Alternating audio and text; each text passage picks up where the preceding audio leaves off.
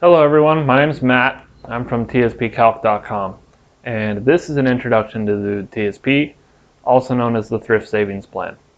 And you might be wondering, why do I care? And I'm here to tell you that it doesn't matter if you're an 18-year-old E1 fresh out of boot camp or anywhere in between. The Thrift Savings Plan can make you a millionaire. And that's why I hope I have your attention. What is it? It's basically a 401k. And before I lose you again, it's you invest in the stock market for your retirement, and there's a lot of tax savings involved with it. You should absolutely be using the TSP. And I hope in this video you'll learn just the basics enough that you can set up your TSP enough so that you understand how to use it in order to become a millionaire, like I said at the beginning of the video. It's very easy to do. Okay, so don't get hung up on the acronym. That stands for Thrift Savings Plan. Basically, it's an investment vehicle for your retirement that is only offered to federal employees. Okay, now inside the TSP, there's 5 different funds. What is a fund? A fund is just a giant bag of money. Okay, and me and you and your friend, buddy, say we all want to buy stock in Amazon, okay? Well, a share of Amazon I think right now is like $2,000, but I only have 50 bucks. Okay, you've got $400 and your buddy's got $1,500. None of us individually could buy 1 share of Amazon, which means we cannot invest in Amazon whatsoever.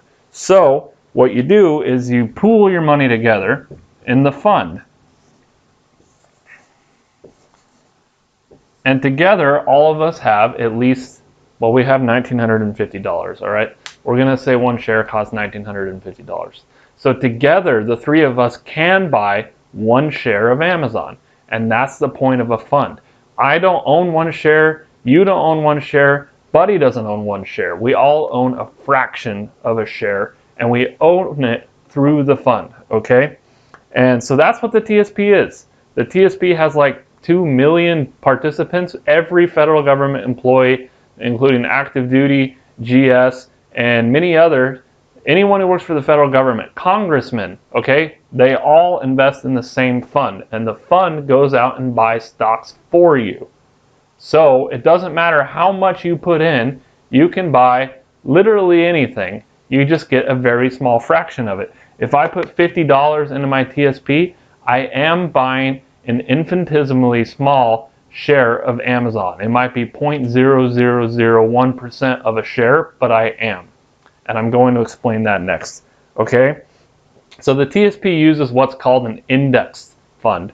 And the index is basically, there's company over here, that's a company, all right?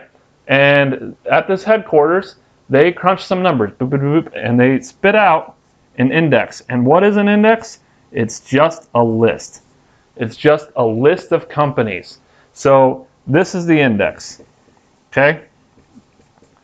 In our example, the index has 500 companies listed on it, and the index says, hey, invest 4% of your fund into company A, invest 2% of your fund into company B, invest 0.04% of your fund into company C, and so on, okay? And there's 500 of these companies on this index. You cannot buy the index, it's just a list. It's a list, and it tells you exactly how much money to put in each company, okay? So an index fund is a fund that goes out and on its own, not via the index, but the fund manager, okay? In this case, it would be the Thrift Savings Plan. The fund manager goes out and they buy and sell stocks in order to match this index. So this fund pools all of our money together and says, hey, in order to match this index, in order to have 2% of all of my holdings in company A, I need to go out and buy 4 shares of Amazon. All right, and when they do that, again, I get a tiny piece of that. You get a much bigger piece of that, and Buddy gets a huge piece of that. But we pooled our money together in order to invest in a fund, and that fund is investing in many companies according to this list, which is called an index. That's the basics, okay? So when you hear this index, the C fund, okay?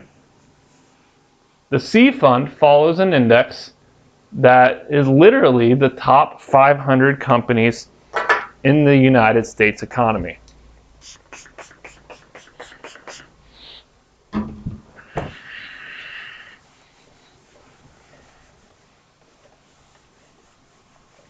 So the thrift savings plan has 5 funds, and they are identified by letters, okay? You got the G, F, C, S, I.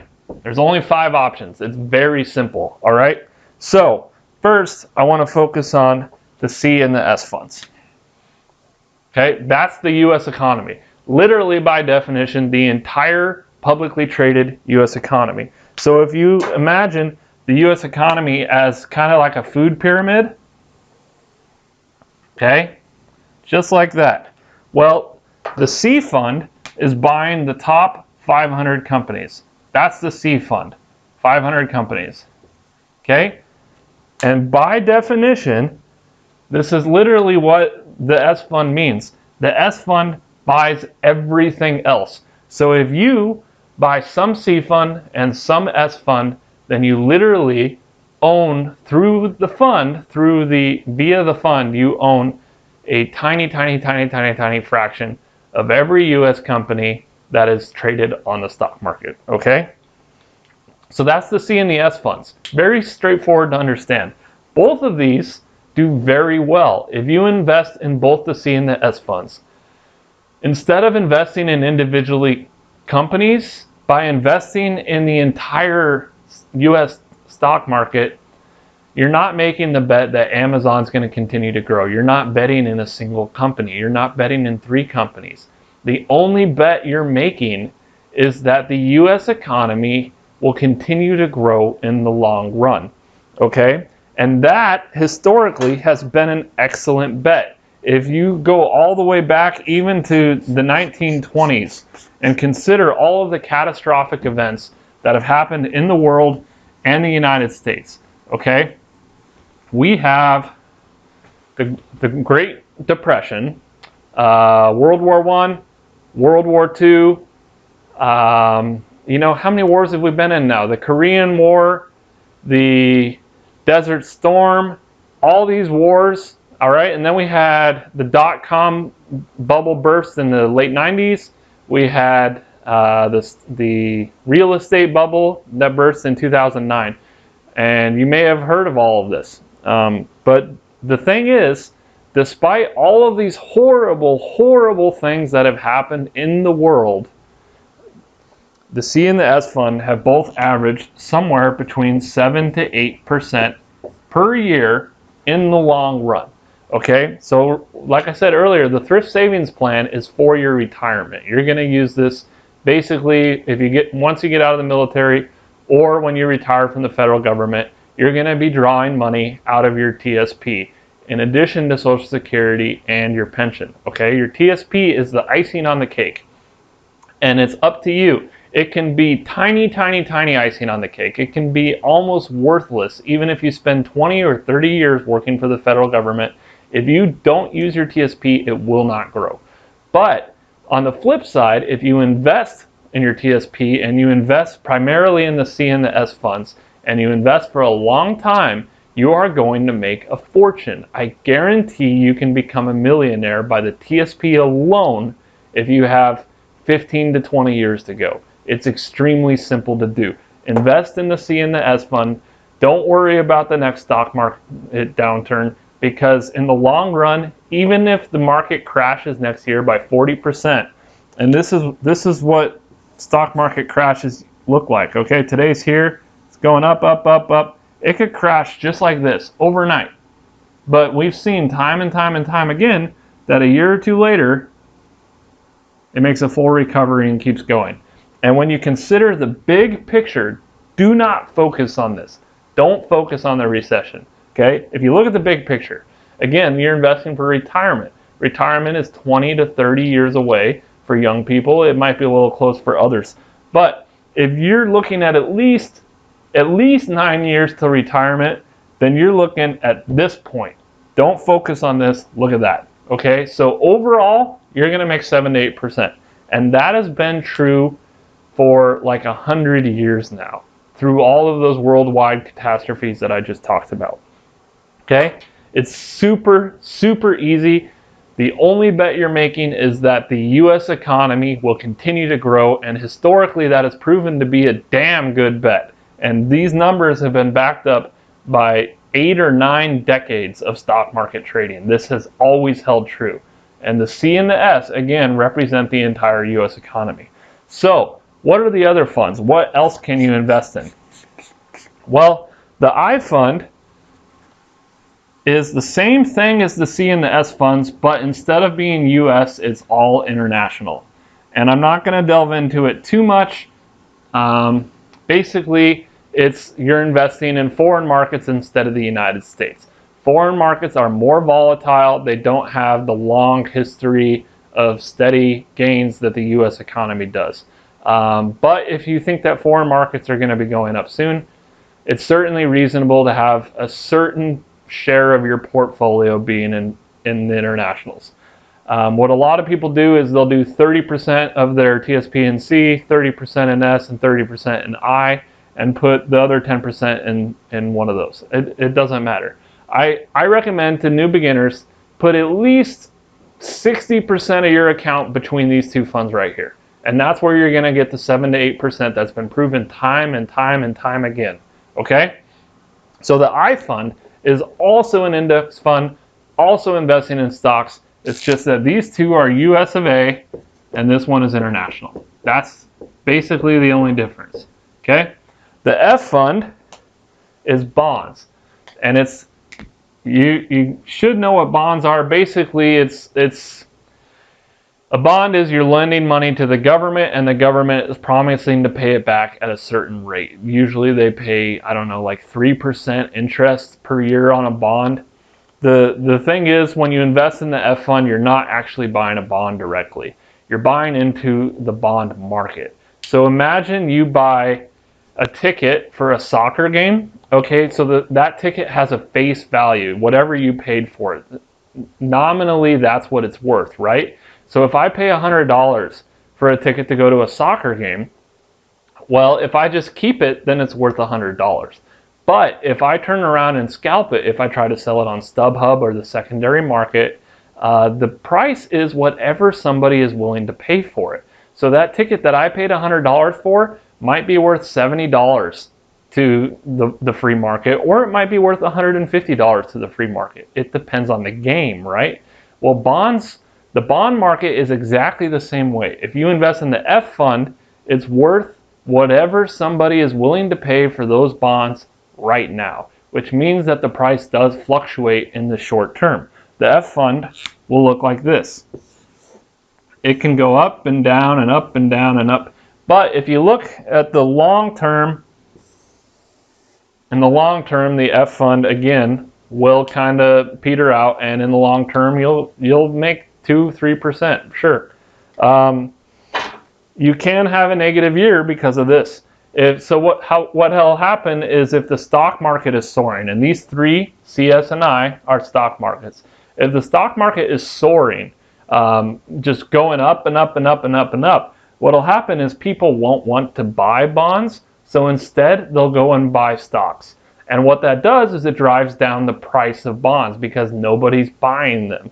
So basically it creates a situation where there's a lot of bonds available, but nobody's buying them, so the price goes down. That's just how the free market works. The inverse is also true. When the stocks start going down, when people are fearful that the stock market's going to crash, bond prices start to go up because people want to invest in bonds instead of the stock market if they deem that at that point in time the stock market is too risky. Instead, they will flood the bonds. So that means they'll take all their money out of the stock market, and start buying bonds, buying. And then what you have is the exact opposite situation where there aren't enough bonds to go around, so people start bidding and the price of the bonds on the secondary market goes up. That's the F fund, okay? And the G fund is basically cash. It is the closest thing you can get to actually buying a bond through the thrift savings plan. So I remember the soccer ticket analogy. Well, if you want to just buy the ticket and hold it and you're not going to sell it to anyone, that would kind of be the G fund. So you buy it, the government's going to pay you about 2 to 3% per year, and that's it. The G fund will never go negative. The interest rate is set by Congress. It's kind of a direct contract you have with the government where you're investing for your retirement, and they're going to borrow your money and they're going to use it to pay for government activities, and they're going to pay you 2 or 3% interest on it. The G fund is very safe. It is the safest fund available. But if you're in the G fund for 30%, if you're in the G fund for 30 years, basically all you're going to do is keep up with inflation. Inflation is where your money isn't worth as much as it used to be. Houses used to cost $8,000 in the United States, and now houses, depending where you are, cost $300,000 up to $1 million. So if you invest in the G fund, your account over 30 years might go like this. Slow growth. And at the end, you're basically going to end up with the same buying power that you had over here because all you've done is keep up with inflation. The G fund pays about 2 to 3%, and inflation in the United States tends to be 2 to 3% as well. So if the money that you have now could go out and buy a new Mustang 30 years from now, the money that you invested could still buy a new Mustang, and that's it. Whereas somebody who's investing in the long term and invests in the CS&I, the stock market, they're going to see 7 to 8% per year on average. So yes, they might go up and they might lose money and might even go into the negative, but then it's going to start coming back, and then it'll crash again and it'll keep going up, and then it'll look like this, okay? But as long as you don't focus on this one point, as long as this time frame is 10 to 40 years, what direction is that line going? It's going like this on average. That compared to that. And that difference can be $1 million over 40 years. That's the introduction to the thrift savings plan. Please use it. Please invest. Please invest more than 5%. Okay, here's something else I wanted to talk about.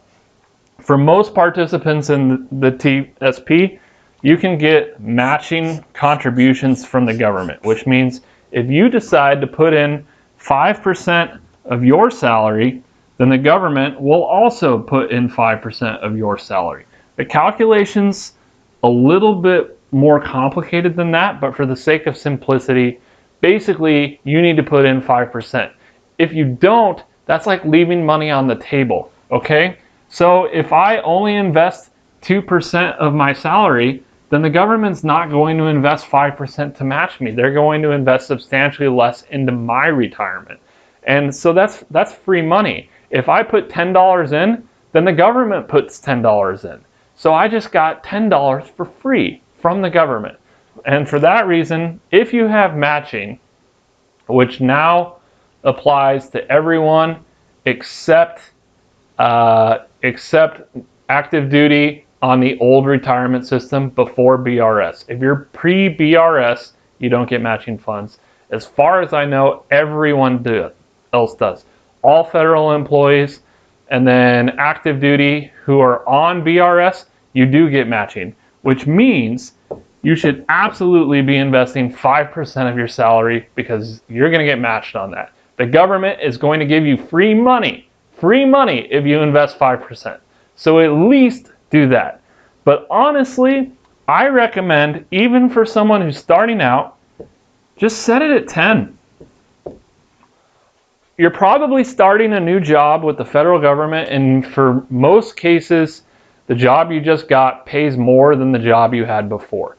If you set it at 10% right off the bat, you're not going to miss that money because you're already making more than you did a month ago. If you're brand new to the TSP, just set it to 10%. You won't miss it because you started off poorer than you are now. And also, your account balance is going to be twice as big in retirement, okay? If somebody contributes 5% for their entire career, example, even if they invest in the CS&I, they might end up with $300,000 after 30 years, whereas this guy who invested 10% of his check, he ends up with, well, there's matching involved, but he would end up with $450,000, okay? So this is a huge difference. Just invest the extra money. I understand money's tight, but every time you get a promotion, put another percent in. Or every time, if you get married and suddenly you're dual income, put another percent in. Anytime you have more money than you did the day before is a great idea to raise your TSP contribution. And even if you didn't get promoted, just look over your finances someday and think, hey, I think I could really do another percent. And here's what I recommend. Go ahead and raise it. So if you're at 5%, even if you're not getting a promotion, change it to 6%, okay? Because if you're not actively budgeting, if you just spend whatever's in your account, you might not even notice this change. And it's going to make a huge difference to your retirement account. Go ahead and set it to 6. Wait 2 months. Do you feel any different? No, not really? Guess what? Go up to 7%, okay? I recommend you start right at 10 and then do the same thing. If you get promoted, go up to 11, or just raise it to 11 anyway. See if you can tell a difference in your lifestyle. Is there anything you were doing before that you can't afford to do today because you raised your contribution by 1%?